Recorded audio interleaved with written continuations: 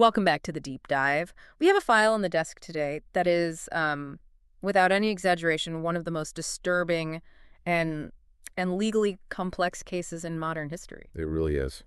We're looking at a story that, it fundamentally broke a nation's heart, and then right after just completely broke its faith in the justice system. We are talking about Karla Homolka. This is a heavy one. If you were anywhere near Canada in the early 1990s, those two names, Paul Bernardo and Karla Homolka, that was it. That was the only thing anyone was talking about. The Ken and Barbie killer. They were dubbed the Ken and Barbie killers. And, it sounds sensational, but it was actually a perfect description of the mask they wore. Young, blonde, attractive, seemingly successful. Polished. Totally polished. Yeah. And then underneath all of that, just absolute darkness. And the reason we're pulling this specific file today isn't just to rehash the timeline of the crimes, although, we have to do that to really understand the gravity of what happened. Of course. You need the context. Exactly. The real mission of this deep dive is to unpack the deal with the devil. That's the phrase, right? It's the phrase that has followed this case for 30 years now. It is. We need to understand how a woman who was an active, willing participant in the torture and murder of schoolgirls and her own sister managed to strike a plea bargain that saw her serve only 12 years in prison. While her partner, Paul Bernardo, received a life sentence. And not just that, he was designated a dangerous offender, which means he will likely never breathe free air again. Never. And that disparity, that gap between those two sentences, that is the central tension of this entire story. Right. It's the thing nobody can get over. So we have a massive stack of sources today. We're looking at court transcripts, Wikipedia records for the timeline, psychiatric assessments from the prison system, a lot of reports on the legal fallout. We're really going to look at the information gap, that critical period where the police didn't know what they didn't know, and how that tiny window of ignorance allowed Karla to play the system. And then we're going to look at the aftermath. Because, the story didn't end when the handcuffs went on. Not by a long shot. It continued through this really controversial prison stay, a release that absolutely terrified the public, and a life in hiding that proves to be much more normal than anyone is comfortable with. Okay, so let's start at the beginning. Or maybe let's start with the dynamic. You have Paul Bernardo and Karla Homolka. On the surface, this is 1990. They are the golden couple of St. Catharines, Ontario. Absolutely. He's an accountant. He's charismatic. He's driving a gold Nissan sports car. He's got the look. Right. And she's a veterinary technician, beautiful, very polished. She presents perfectly. But the sources, especially the psychiatric reports, they describe a shared pathology that is incredibly rare. You often hear about folie à deux or, a shared madness between two people. Psychosis, yeah. But this was different. It was more like a shared predation. Psychiatrists who evaluated Karla later on, they used a phrase that it sticks with you. They called it a moral vacuity. A moral vacuity. And that's a terrifying concept. It doesn't mean she had bad morals. It means she had no morals, like a complete vacuum where a conscience should be. Exactly. It's an emptiness. It suggests an emptiness that allows a person to just adapt to whatever environment they find themselves in. So if the environment is a normal suburban life, they adapt to that. They play the part. They can mimic it. They mimic it perfectly. Yeah. But if the environment becomes a dungeon of, sexual sadism, they adapt to that too. And that vacuity is what allowed the escalation we see in the records. Because this whole thing, it didn't start with strangers. And this is the part of the story that is it's the hardest to stomach. It started inside the family. We have to talk about Tammy Homolka. Tammy was Karla's younger sister. In 1990, she was just 15 years old. She was described by everyone as innocent, as trusting everything you'd expect a 15-year-old sister to be. A kid. Just a kid. And according to the records, in the summer of 1990, Paul Bernardo became sexually attracted to Tammy. Okay, stop right there. In any standard human interaction, right? If your partner expresses a sexual interest in your teenage sister, the relationship ends.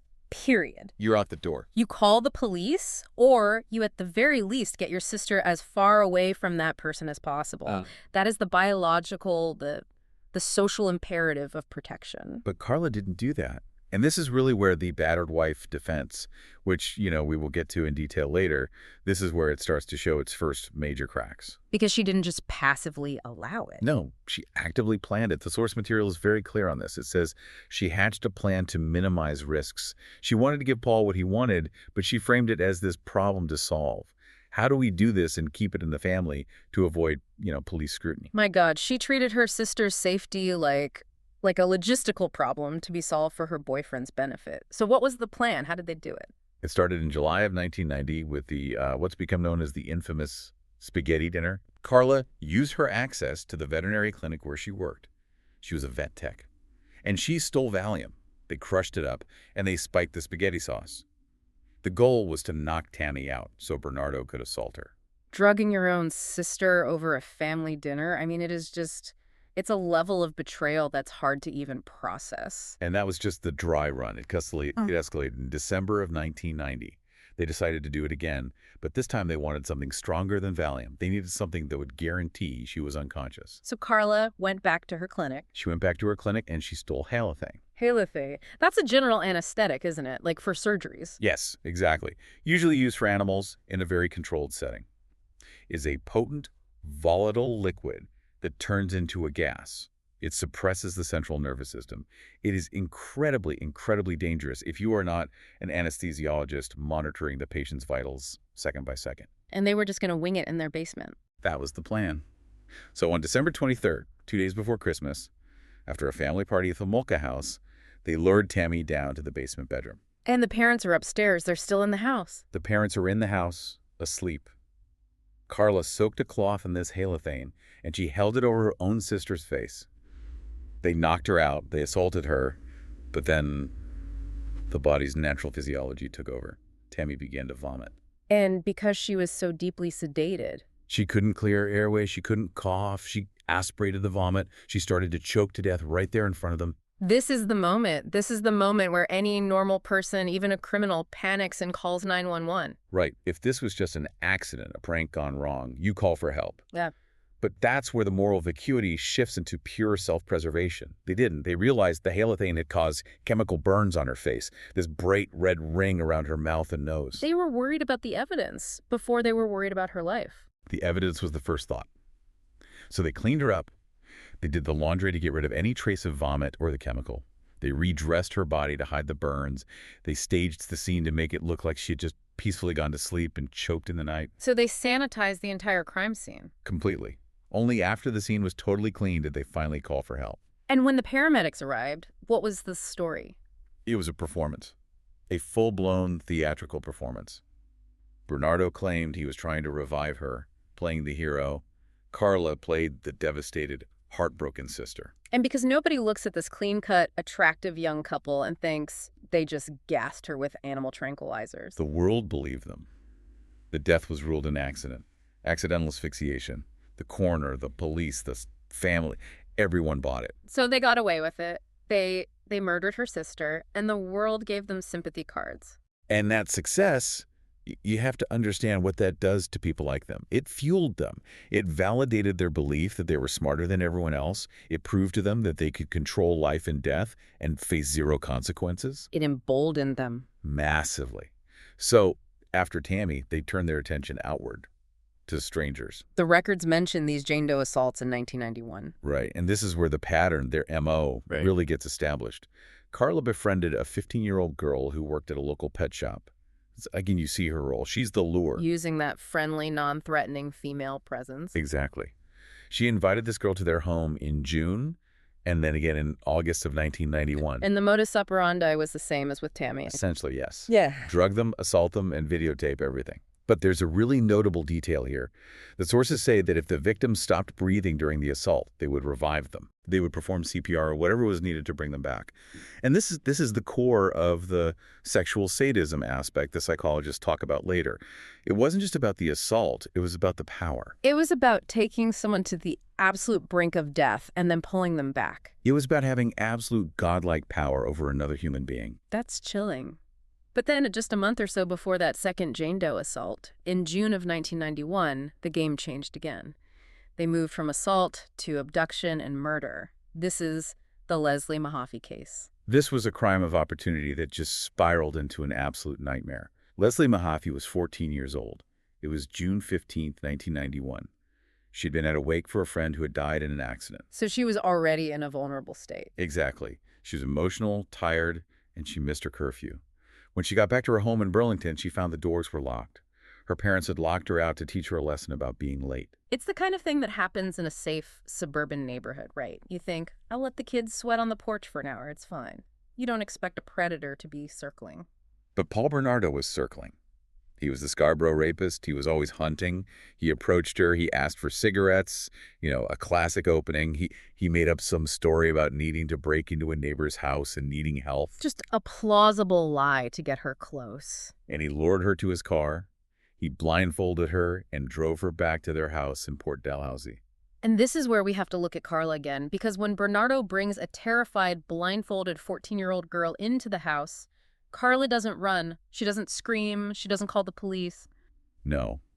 According to the testimony, Bernardo walked in and said to her, "We have a victim." And Karla's response was to join in. The tapes, which we will discuss in horrific detail, later documented all of this. There's a detail in the source material about the audio from those tapes that I find particularly haunting. Music. The music. While they were holding this girl captive, while they were assaulting her, they were just casually listening to music. Bob Marley. David Bowie. It's that juxtaposition, isn't it? Yeah. Complete normalization of pure evil. Trivializing it. And Bernardo was caught on the tape using this bizarre, twisted, psychological manipulation. He told Leslie, "You're doing a good job. Right now, you're scoring perfect." He was gamifying her survival, making her believe that if she just complied, if she just did what he said, she would be released. It's a way of ensuring compliance through false hope. But she wasn't released. No. The turning point, according to the records, came when Leslie told Bernardo that her blindfold had slipped at one point. She told him she had seen his face. She probably thought she was just being honest, maybe trying to connect with him on a human level. A desperate attempt. It could have been. But to them, it meant only one thing. She was a liability. She could identify them. They couldn't let her go. And now, the specific cause of death is something they blamed each other for, right? Yes, that became a key point of contention. Bernardo said Karla injected her with a lethal dose of halcyon, a sedative. Karla said Bernardo strangled her with an electrical cord. But the result is the same. They murdered her. And the disposal of the body, this is where it just becomes grotesquely pragmatic. It was Father's Day the next day. They hosted Karla's family for dinner. In that house. In that house. With Leslie Mahaffy's body in the basement. They ate, they chatted, they played the role of the happy couple for her parents. I can't wrap my head around that. After the family left, they took her body, dismembered it with a circular saw, encased the parts in cement blocks, which they fashioned themselves using bacon on a hardware store, and dumped them in Lake Gibson. But they messed up the physics of it. They did. One of the blocks weighed nearly 200 pounds. It was too heavy for them to throw out into the deep water from their boat. It landed in the shallows. So it was found. As decomposition happened, gases formed inside the concrete, and the blocks became buoyant. They floated. Fishermen found them a couple of weeks later. Leslie was identified by her orthodontic appliances, her dental braces. So now the police have a body, they have a murder investigation, they know there's a predator out there. But they still don't suspect the Ken and Barbie couple from down the road. Not at all. They're completely off the radar. And so almost a full year goes by. And then Kristen French. This was April 1992. And this was different. This wasn't a girl locked out late at night. This was a broad daylight abduction. That's right. Kristen was 15 years old, a student at Holy Cross Secondary School. She was just walking home from school. It was Easter weekend.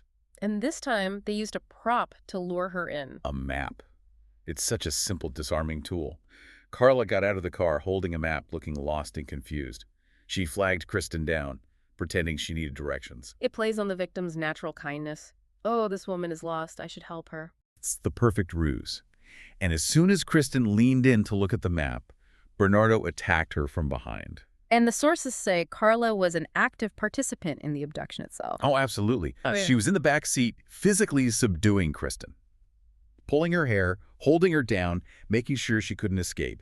They took her back to the house. And there's a crucial distinction with Kristen French compared to Leslie Mahaffy.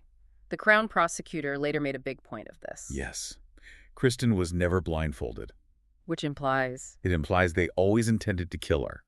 There was no pretense of a potential release. If she could see their faces, if she could see the inside of the house, she was never leaving that house alive.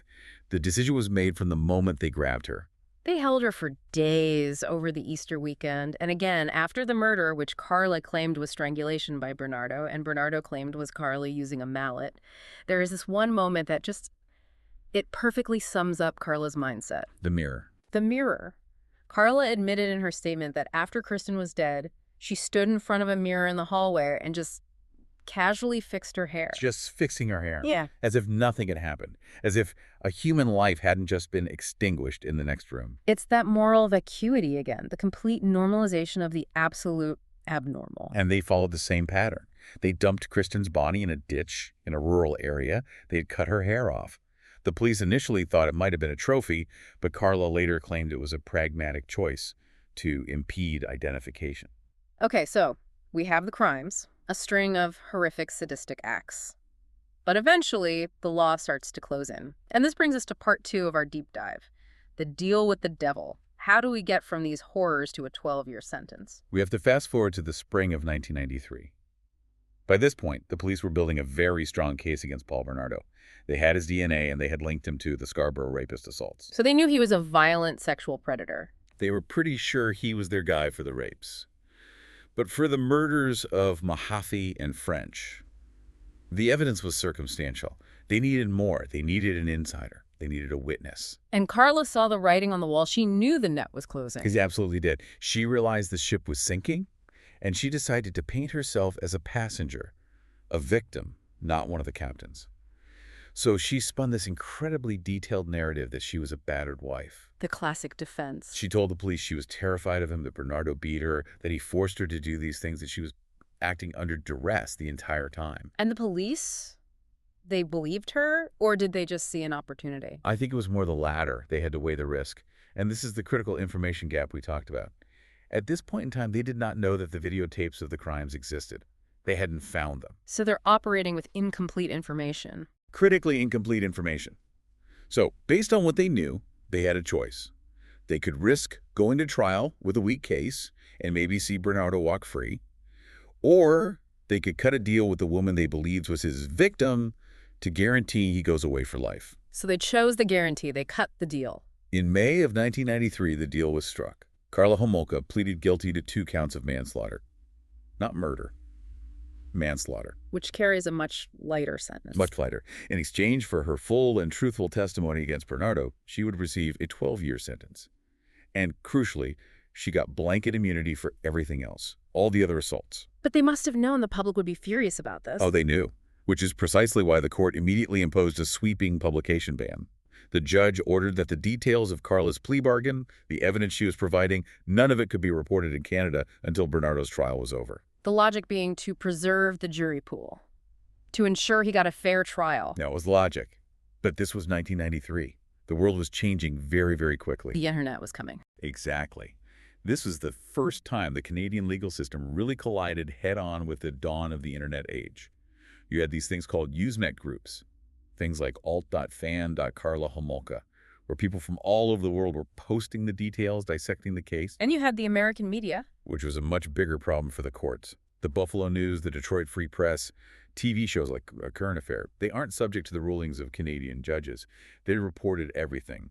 The plea deal, the details, all of it. I've heard these stories of people literally smuggling newspapers across the border. It was real. Canadian border guards were stopping cars returning from Buffalo or Detroit, searching their trunks for newspapers. They were confiscating the Buffalo News like it was illegal contraband. That's incredible. A retired police officer was even charged for distributing pamphlets with details from the foreign media. It just showed that in a global information age, local secrets are impossible to keep. The ban was effectively a failure. So the deal is signed.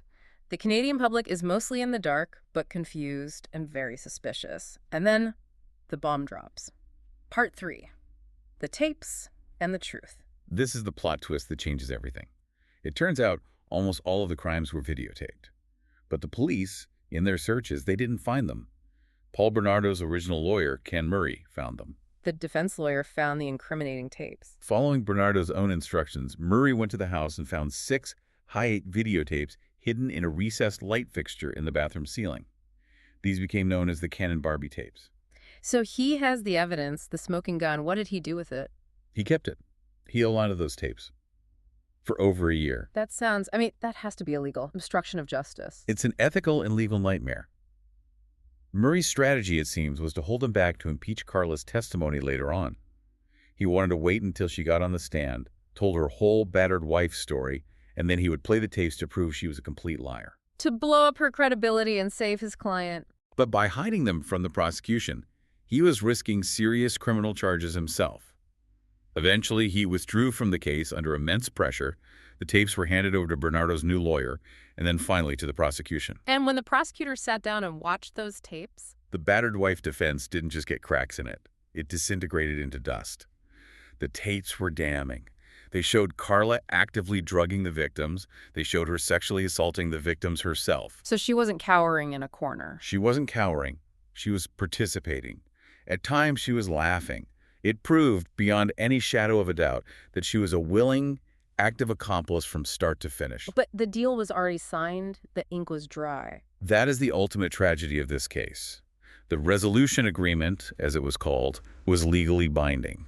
A subsequent inquiry found that the prosecutors had acted professionally and ethically based on the information they had at the time. They couldn't be faulted for not knowing about tapes that were being hidden by the defense. Exactly.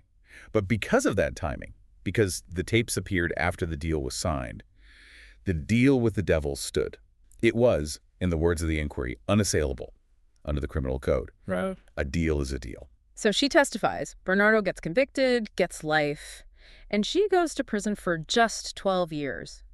But prison for Karla Homolka, from the sounds of it, it wasn't exactly hard labor. No. She went to the prison for women in Kingston, which was a notorious old federal prison, and she immediately started working on her future. She enrolled in correspondence courses from Queen's University right there in Kingston. What was she studying? Sociology and psychology. Psychology, of course. That sparked huge public outrage. Right. People were absolutely furious that a child killer was getting a taxpayer-funded university degree while incarcerated. But she persisted. She eventually graduated with a Bachelor of Arts in psychology. It's a bitter, bitter irony given the psychological devastation she caused to so many families. And she didn't exactly stay away from trouble on the inside either. Yes. Not at all. She was eventually transferred to Joliet Institution in Quebec and then to a maximum security facility, Stien des Plaines. But while inside, she started a romantic relationship with another inmate, a man named Jean-Paul Gerbet. And he was in for... He was a convicted murderer. He had murdered his girlfriend. So this just reinforces the psychological profile. She seems to be drawn to violent, psychopathic men. It's exactly what the psychologist noted.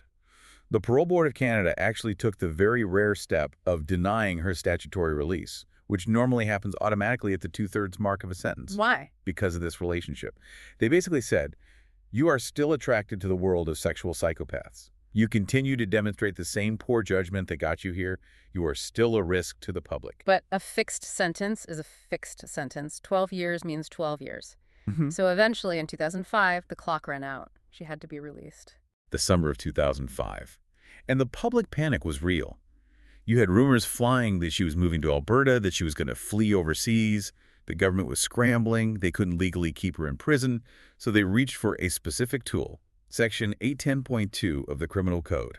What's that? It's essentially a peace bond, a way to impose strict conditions on someone even after their sentence is fully served, if you can prove they still pose a risk. Basically, it's like a form of probation for someone who's technically free. Exactly. And the conditions they got were intense. She had to report all address and name changes to the police. She was forbidden from contacting Bernardo or the victims' families. No associating with anyone under the age of 16. Mandatory therapy. And she had to provide DNA samples. I remember there was a big debate about this. A Canadian senator called the conditions totalitarian. That was Senator Michel Biron. He made the civil liberties argument that once you've paid your debt to society, you are free, and these restrictions are an overreach of state power. That did not go over well. The public backlash was so severe, he had to publicly apologize 2 weeks later. The consensus in the country was crystal clear. We don't care about her civil liberties. We care about public safety. We care about our children. So she gets out. July 4th, 2005. She does one and only one interview. With Radio Canada, the French-language public broadcaster. She claimed she chose them to avoid the sensationalist English media. And in that interview, she said something very precise. She said, I have paid my debt legally, if not emotionally. That's a very specific and telling distinction to make. It is, isn't it? It's a subtle admission that the moral debt is infinite and can never be repaid, but the legal ledger in her mind is clear. It's balanced. So she moves to Quebec, she starts a new life, and she starts changing her name. Immediately, she became Leanne Teal. There were some creepy rumors that she chose the last name of a character from the movie The Silence of the Lambs, which, if true, is a chilling detail. Then she became Leanne Bordelais. She even tried to change it again to Emily Chiara Tremblay, but by that point the government had systems in place and rejected that one to keep her trackable. But despite the infamy, she managed to build a life. She got married. To the brother of her own lawyer, Thierry Bordelais. Again, it's this pattern. She finds love within the orbit of the trauma of her own legal case. It's bizarre. He became a mother.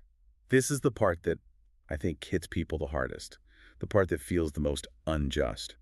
She has 3 children. She gave birth to her first son in 2007. So she got the life that Leslie and Kristen never will. She did.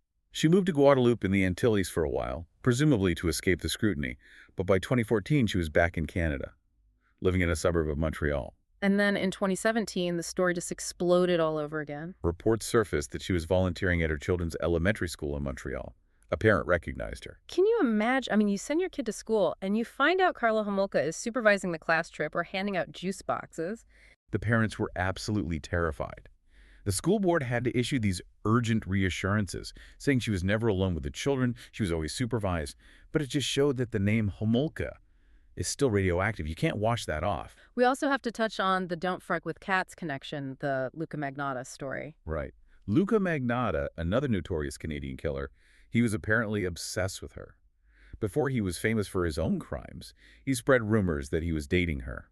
It was false, of course, but it shows how she has become this dark icon, a hero for the wrong kind of people. Let's circle back to the psychology for a moment. Is there an actual diagnosis for this attraction to killers that she seems to have? There's a theory. Forensic psychiatrist Dr. Graham Glancy suggests that she suffers from hybristophilia. It's a paraphilia, a sexual interest in and arousal by a partner who has committed a crime, especially a violent one. So she's turned on by their crimes. It's the theory. It would explain why she helped Bernardo, why she stayed with him, and why she immediately found another convicted murderer in prison. It reframes her motivation from fear to desire. And it wasn't just the public that was worried about her. In 2010, the government itself changed the law because of her. That's right. She became eligible to apply for a record suspension. The idea that Karla Homolka could have her criminal record officially sealed was just unthinkable to the public. So the government acted. The conservative government at the time fast-tracked a bill in just 12 days to prevent serious violent criminals like her from ever getting that kind of clean slate. They knew the country would never, ever stand for it. So where is she now? What do we know? The last credible reports from around 2020 placed her living in a town called Salaberry de Valleyfield in Quebec. There were rumors she had possibly separated from her husband, but that's unconfirmed. But she is out there, walking among us, raising her children. It leaves you feeling so deeply unresolved. There's no closure here. There isn't. Justice is supposed to be a scale that balances. And in this case, you have 2 dead girls, 1 dead sister, countless other victims, and on the other side of the scale, 12 years in prison.